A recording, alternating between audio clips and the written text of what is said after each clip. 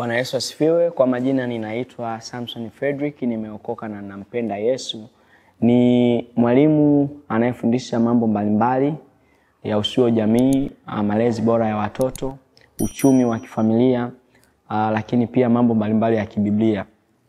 Leo natamani tujifunze somo, na nimekuwa nikiulizwa mara nyingi, kwani kuna kosa gani kuoa wanawake wengi? Kwani kuna kosa gani kuoa wanawake wengi? Ni swali ambalo nimelipokea mara kwa mara. Watu wanauliza, kwani kuna kosa gani hasa kuoa wanawake wengi? Mbona watumishi wa Mungu katika Agano la Kale na wazee wetu wa imani walikuwa na wanawake wengi? Kwani kuna tatizo gani kuoa wanawake wengi? Na hili swali nimekuwa nikilipokea mara kadha wa kadha, na nimeona ni wakati mzuri sana angalau tuangalie, kwani kuna ubaya gani? Kwani kuna changamoto gani? Na hoja kuu ambazo zinainuka hapa ni kwamba katika Agano la Kale wapo watumishi wa Mungu ambao pia wakati mwingine Mungu alidiriki kuwaita marafiki zake, lakini walikuwa na wake wengi. Na tunaweza tukaona katika ile Mwanzo 16 na mstari wa kwanza. Mwanzo 16 na mstari wa kwanza. Mwanzo 16 na mstari wa kwanza, Biblia inasema, basi Sarai mkewe Abraham hakumzuilia mwana, naye alikuwa na mjakazi Misri jina lake Hajiri. Sarai akamwambia Abraham, basi sasa Bwana amefunga tumbo nisizae, uingilie mjakazi wangu, labda nitapata uzao kwa yeye. Abraham akasikiliza sauti ya Sarai. Unaona? Hapa tunamuona Abraham anasikiliza ushauri wa Sarai, anaenda kwa Hajiri, anapata uzao. Je, maswali yanayokuja ni kwamba Abraham ataenda motoni kwa sababu alioa wake wawili? Ataenda motoni? Na sio huyo tu, na mbona Biblia inamtaja Abraham kama baba wa imani wakati alioa wake wengi? Lakini pia ukiangalia Mwanzo 29, Mwanzo 29 mstari wa 21 hadi 30. Mwanzo 29 mstari wa 21. Yakobo akamwambia Labani, nipe mke wangu, maana siku zangu zimetimia, niingie kwake. Labani akakusanya watu wote wa mahali pale, akafanya karamu. Ikawa wakati wa jioni, akamtoa Lea binti yake, akamletea Yakobo, naye akaingia kwake. Labani akampa Lea mjakazi wake Zilpa awe mjakazi wake. Ikawa kulipokuwa asubuhi, kumbe ni Lea, akamwambia Labani, nini hii ulionitendea? Mstari wa 26, sikukutumikia kwa Raheli, mbona umenidanganya? Labani akasema, havitendeki hivi kwetu kumtoa mdogo kabla ya mkubwa. Timiza siku zake 7, nasi tutakupa huyu naye kwa utumishi utakaomtumikia miaka 7 mingine. Unaona, huyu ni mtumishi wa Mungu Yakobo. Yakobo tunaona alioa Lea, akamuoa pia Raheli pamoja na wale wafanyakazi wao, jumla kama wake 4. Lakini mbona ni mtumishi wa Mungu? Kwa hiyo kwa sababu hiyo huyu Yakobo tutamkuta motoni kwa sababu ameoa wanawake 4. Tutamkuta motoni kwa sababu ya kuoa wanawake 4. Kumekuwa na maswali. Lakini pia kwa habari ya Sulemani naye tunaona alioa wanawake 700 na akawa na masulia 300. Alikuwa na wanawake 1000. Je, na huyu naye ataenda motoni kwa sababu alioa wanawake wengi? Hayo ni maswali ambayo nimekuwa nikiulizwa, na leo natamani angalau tujaribu kuona kwa pamoja. Hivi tunatakiwa tujiulize, hivi ni sababu zipi ambazo zinamfanya mwanaume aoe mwanamke zaidi ya moja? Tunaweza tukawa na sababu, lakini ukiangalia hasa kinachotupelekea hasa kutamani kuwa na mwanamke zaidi ya mmoja ni roho ya uzinzi. ni roho ya uzinzi. Lakini pia kwa haraka katika Biblia tunaona katika Agano la Kale wengi walikuwa wakioa hivyo. Na katika Biblia inaonyesha kwamba enzi hizo za ujinga Mungu alijifanya haoni.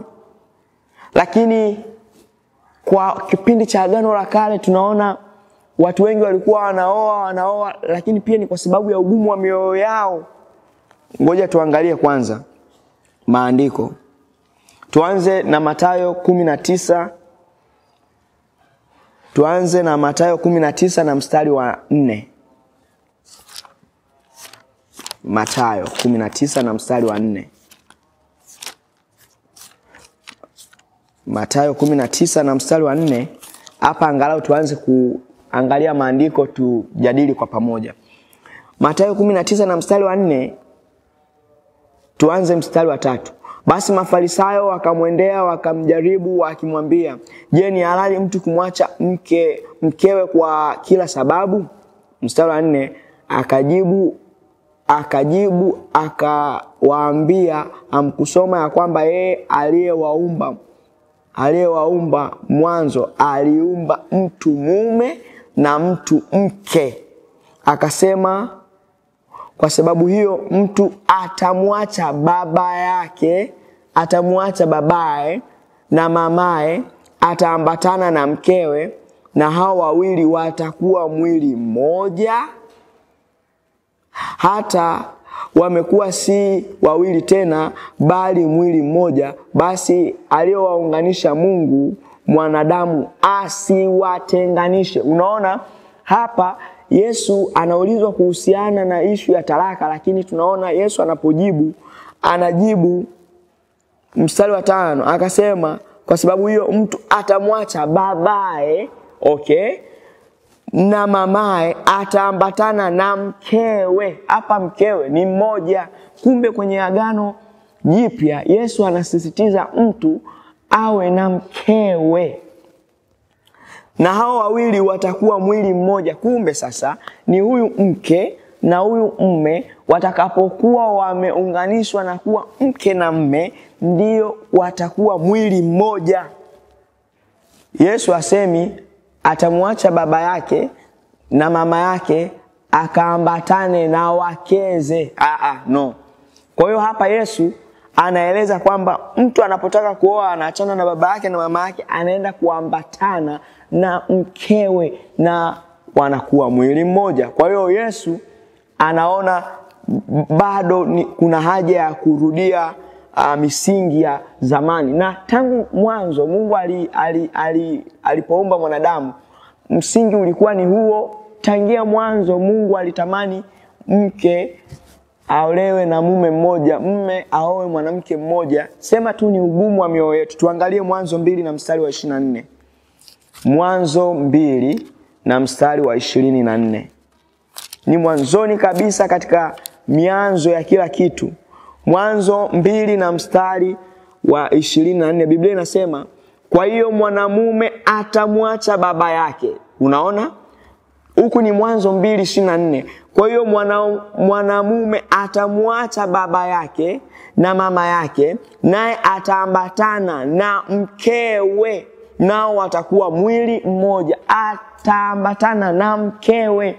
Hapa inamaanisha kwamba tangu mwanzo Mungu alivyoumba dunia alitamani mwanaume awe na mwanamke mmoja.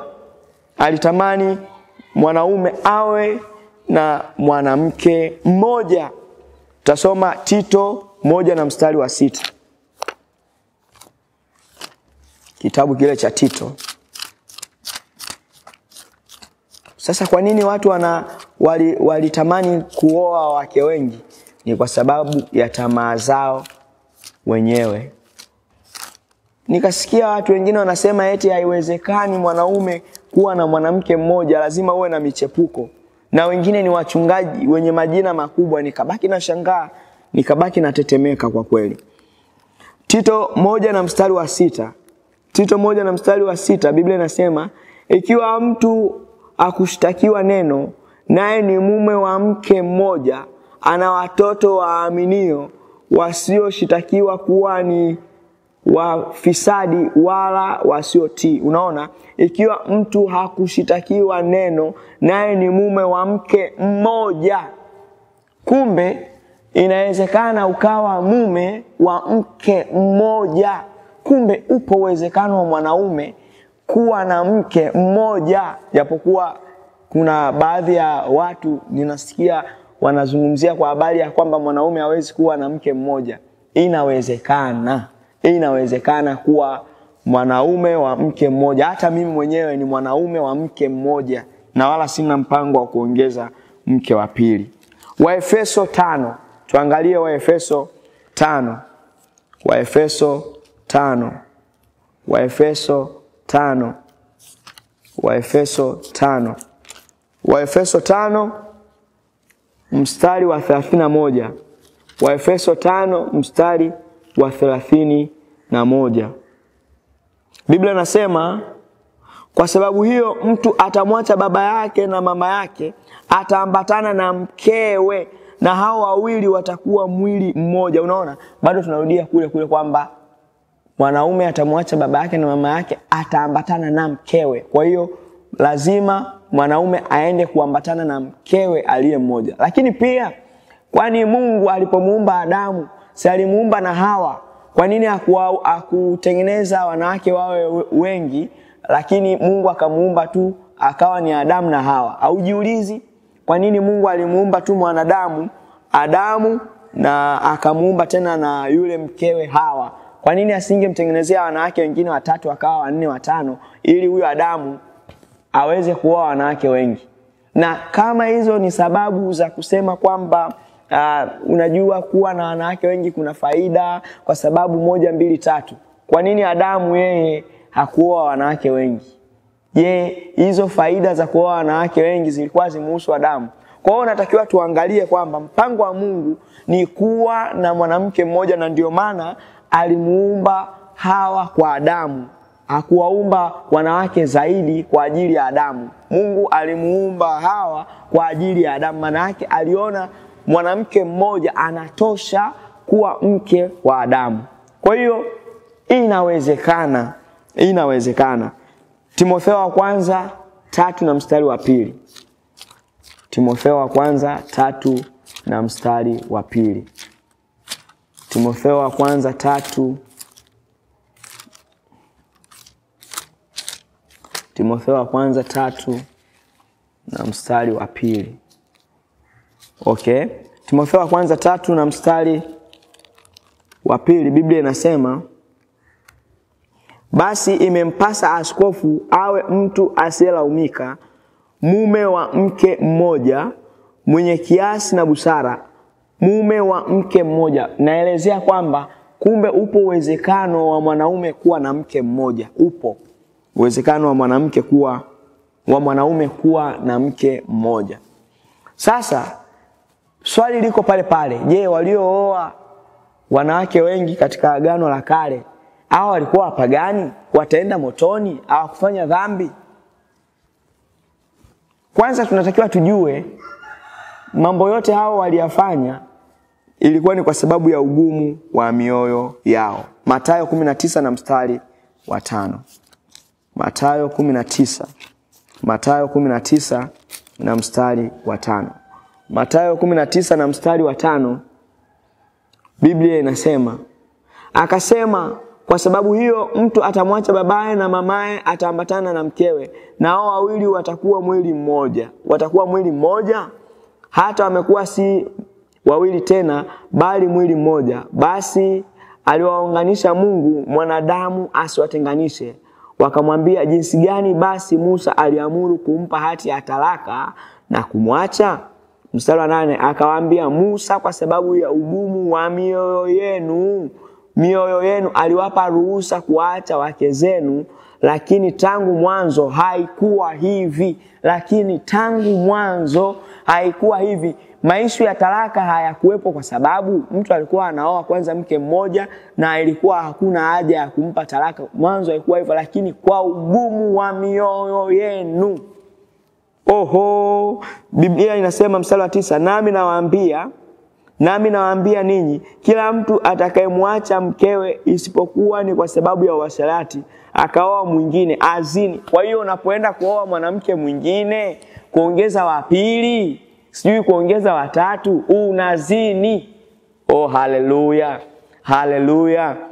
Haleluya. Kwa hiyo ugumu wa mioyo, hata wewe hapo unayoniangalia una bibi mdogo, una michepuko, okoka. Huo ni ugumu wa mioyo.